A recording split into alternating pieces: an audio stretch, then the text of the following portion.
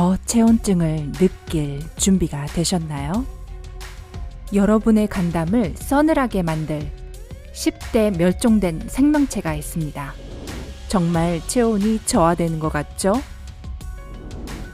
공룡이 두려움의 대상인가요? 다시 한번 생각해 보세요.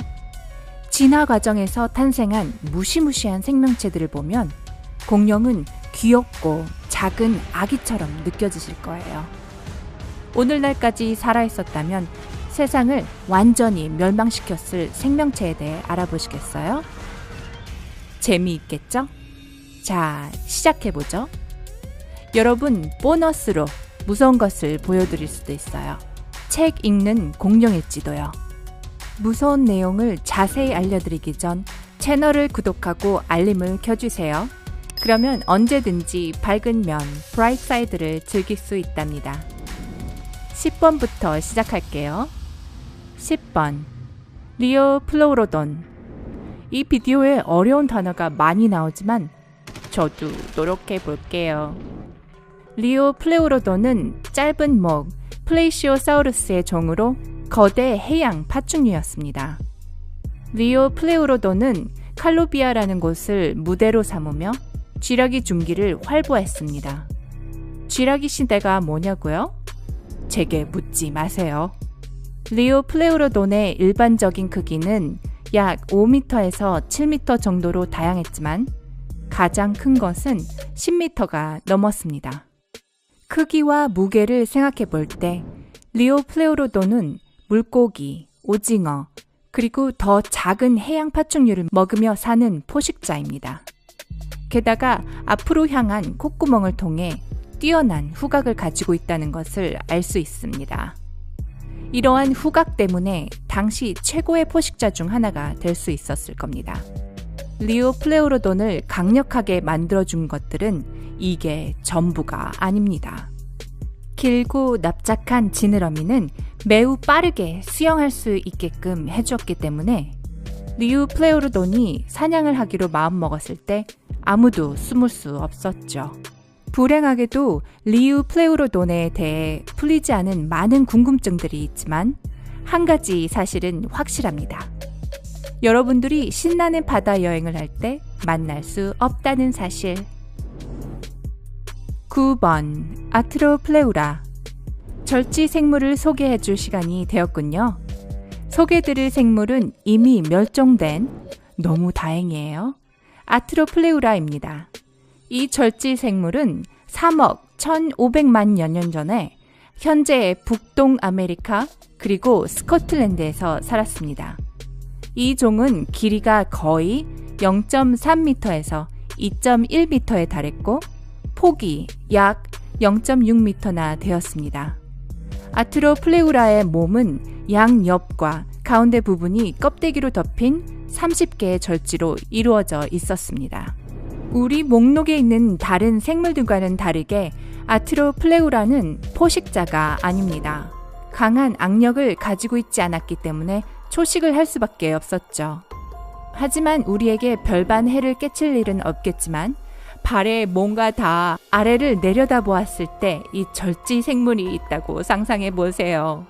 세계에서 가장 큰 비명소리에 대한 기록이 있다면 틀림없이 여러분 목소리가 될 거예요. 다행히 습한 기후가 건조해지기 시작한다면 아트로플레우라가 사라질 시간이라는 것을 의미합니다. 8번, 메갈라니아. 잠시만 기다려주세요. 대통령 영부인과 발음이 아닌가요? 알겠어요. 메갈라니아 프리스카로 자주 불리는 메갈라니아는 여러분이 상상할 수 있는 가장 큰 왕도마뱀입니다. 가장 최근 화석은 약 5만여 년 전으로 거슬러 올라갑니다. 여러분들 중 호주 출신이 있다면 메갈라니아가 불행히 멸종되기 전에 호주에 살았다는 사실이 놀랍지 않을 거예요. 정말 불행한 멸종일까요? 우리에겐 좋은 일이죠. 가장 큰 메갈라니아의 길이는 7m, 최대 무게 약 599에서 621kg에 달했습니다. 믿을 수 없을 정도로 활발한 사냥꾼이었죠. 메갈라니아 화석은 종종 캥거루, 사슴, 그리고 비슷한 종류의 큰 동물들 근처에서 발견되었습니다.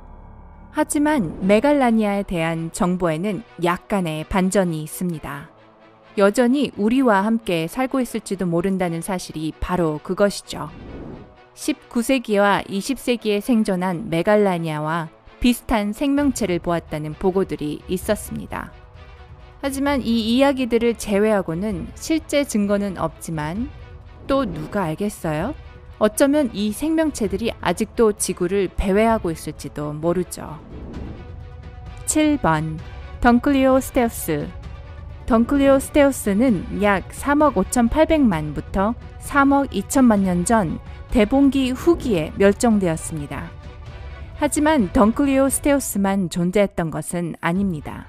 실제로 디 테럴리, 디 데니소니, 디 매그니피쿠스를 포함한 10가지 종류가 있었죠. 단어당 $10씩은 받아야 하지 않을까요? 네, 그만할게요. 그중 가장 큰 디 테럴리는 길이가 거의 6m에 달했습니다.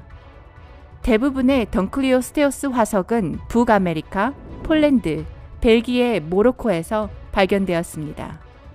가장 큰 덩클리오스테우스 테럴리들은 단 20밀리초 만에 턱을 완전히 열 수 있는 4개의 중심축이 연결된 구조로 이루어져 있습니다. 그렇게 많은 이빨을 가지진 않았지만 해양 동물을 먹지 않았던 것은 아닙니다. 게다가 과학자들이 덩클리오스테우스 종은 때때로 동족을 잡아먹었다고 결론 내릴 수 있는 증거들을 찾아내기도 했죠. 더 이상 무서워질 순 없다고 생각했는데 말이죠. 여러분들은 어떻게 생각하시나요? 덩클리오스테우스가 가장 무서운 생명체인가요? 아래 댓글에 의견을 적어주세요. 그럼 다음으로 넘어가 볼까요? 6번 야이켈롭테루스. 야이켈롭테루스는 황홀한 다이빙을 하는 동안 절대 보고 싶지 않을 거대한 포식바다 정갈입니다. 만약 여러분들이 봤다면 오랫동안 잊지 못할 거예요. 화석의 잔해를 분석 후 과학자들은 야이켈롭테루스의 크기가 약 3m에 달한다는 것을 발견했어요. 역대 가장 큰 절지동물이죠. 이 바다 정갈들은 위협적이지 않은 아티로플레우러와 달리 초식을 하지 않습니다. 정갈은 조용히 숨어 용수철처럼 탄력을 가진 발로 물고기를 사냥했고 발톱을 이용해 물고기를 잘라 섭취했어요. 대봉기 초기에 일어났던 진짜 공포영화 같은 장면이죠. 설명으로 보건대 인간의 고기를 좋아했을지도 모릅니다. 다행히도 이 끔찍한 가정을 실행해 보기 전에 야이켈롭테루스가 멸종되어 다행이에요. 5번 사르코스쿠스. 왜 아직도 목록에 악어가 없는 거죠? 더 이상 무서운 것이 없을까요? 그렇다면 약 1억 1,200만 년 전에 살았던 현존 악어의 먼 친척인 사르코스쿠스를 소개해 드리겠습니다. 그리고 만약 여러분들이 오늘날의 악어를 무섭다고 한다면 이 생명체들은 여러분들을 조금 더 빨리 달아나게 만들 겁니다. 이 파충류들은 거의 2배나 길었고 무게는 8.5톤까지 나갔었습니다. 정말 무섭고 놀라운 악어네요. 최초의 사르코스쿠스의 화석은 1946년 사하라 사막에서 발견되었습니다. 고생물 학자들은 이 생물의 두개골, 척추, 치아, 그리고 다른 부위들을 발견했죠. 시간이 흐르면서 과학자들은 훨씬 더 많은 조각들을 발견했는데 이 조각들을 통해 과학자들은 사르코스쿠스가 어떻게 생겼는지 이해할 수 있었습니다. 현재 알려진 바에 따르면 약간 튀어나온 눈과 긴 코, 위턱, 아래턱 양쪽에 각각 35개, 31개의 이빨을 가지고 있었습니다. 사냥을 하긴 어렵지 않았겠어요. 그렇죠? 과학자들은 심지어 사르코스쿠스가 많은 공룡들을 먹었을지도 모른다는 것에 동의하고 있습니다.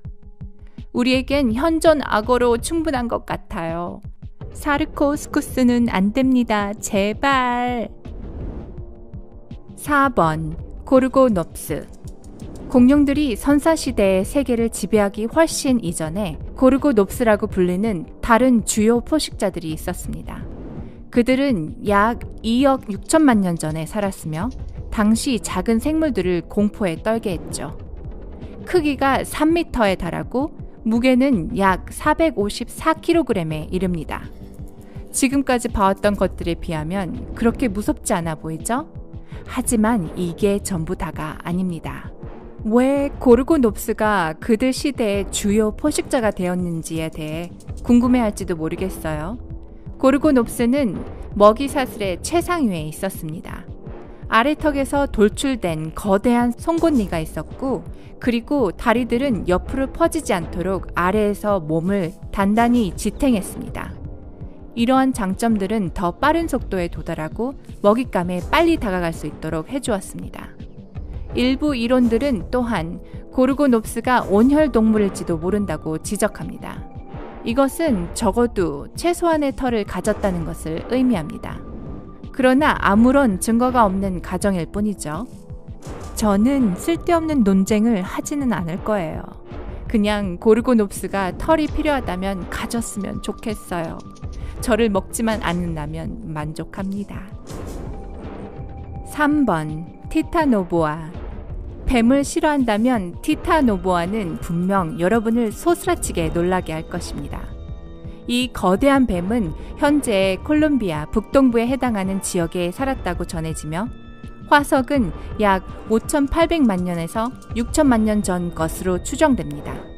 티타노보아는 총 길이가 거의 15m에 무게는 약 1.1톤에 달해 지금껏 발견된 가장 큰 뱀으로 알려져 있죠. 여러분들의 관점에서 보자면 거대한 아나콘다보다 약 4배나 무겁습니다. 사냥 습관으로 말하자면 티타노보아는 아마 아주 영리했을 것이고 갑자기 나타나서 재빨리 먹이의 목을 뜯었을 것입니다. 전 오늘 밤 잠을 청하지 못할 것 같네요. 작은 파충류, 새, 심지어 악어까지 먹이가 되었죠. 우리가 이 괴물뱀과 맞설 기회는 아마 없었을 것입니다. 하지만 그렇게 큰 뱀을 실제로 맞닥뜨린다면 어떨까요? 2012년 뉴욕시의 그랜드 센트럴 터미널 방문객들은 티타노보아의 실물 모형 덕분에 이 광경을 만나볼 기회를 얻었습니다. 티타노보아 괴물뱀이라는 TV쇼의 홍보를 위해 만들어진 모형으로 거의 모든 사람들의 등골을 오싹하게 했죠. 2번 메건 마클 유럽시스. 잠시만요. 거짓말이에요. 그냥 메건 유럽시스입니다. 2번 메건 유럽시스. 그래도 내가 맞췄어요. 그렇지 않나요? 대부분의 곤충들은 꽤 역겹지만 적어도 크기가 작습니다. 그렇죠? 고생대 마지막 시대인 페름기에는 그렇지 않습니다. 그 시대의 메건 유럽십스, 거대한 잠자리 종들은 모든 것의 왕이자 여왕이었습니다.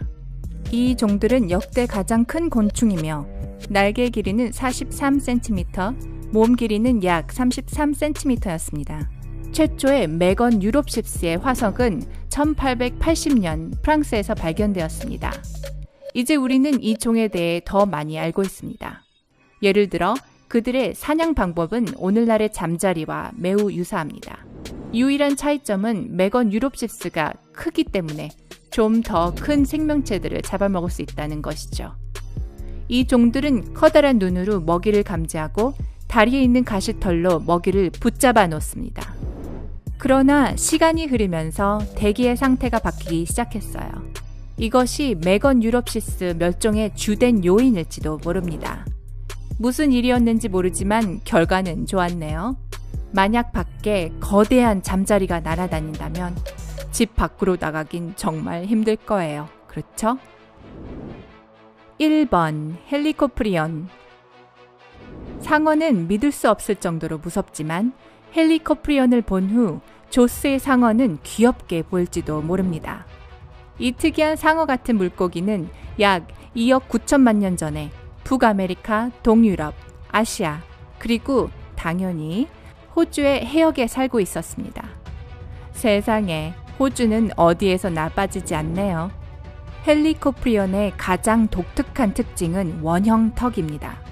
이런 물고기가 여러분에게 다가온다면 여기서 살아남았다고 하더라도 다시 물로 돌아가는 것은 불가능했을 거예요. 소름 끼치는 이 턱은 분명 전기 톱날바퀴처럼 움직였을 겁니다. 먹잇감으로 파고들어서 산산조각을 냈겠죠. 하지만 여기에는 반전이 있습니다. 대부분의 과학자들은 헬리코프리온이 상어라고 생각하지 않는답니다. 대신에 심해 물고기의 일종인 은상어류와 밀접한 관련이 있다고 확신합니다. 헬리코프리온은 해양동물의 90%와 육지동물의 약 70%를 죽인 페름기 대멸종에서 살아남으며 강인한 생명력을 보여주었습니다. 멸종 전 단 몇백 년 더 살았던 것 뿐이지만요. 진화가 있었기에 정말 다행이에요. 우리가 살아있으니까요. 여기에 보너스가 있습니다. 공룡은 정말 무섭습니다. 최초로 책을 읽는 공룡을 만나보세요. 네, 실제로 책을 읽고 있습니다. 더 사우루스라고 불립니다. 네, 맞아요. 더 사우루스는 찾기도 쉽고 항상 읽을 책이나 잡지를 가지고 다니죠. 너무 시시하다고요? 더 사우루스는 동의어만 찾는다고요? 티렉스가 더 사우루스를 먹었으면 괜찮은 공룡 먹거리로 생각할 거리를 얻겠죠? 어떤 무서운 생명체가 여러분을 가장 놀라게 만들었나요? 아래 댓글에 말씀해 주세요. 이 비디오가 재미있었다면 좋아요 버튼을 눌러주시고 여러분의 친구, 가족들과 공유하세요. 이와 같은 더 많은 정보를 보고 싶으시다면 구독 버튼을 누르고 밝은 면, The Bright Side of Life와 함께 하세요. 다음 시간에 만나요.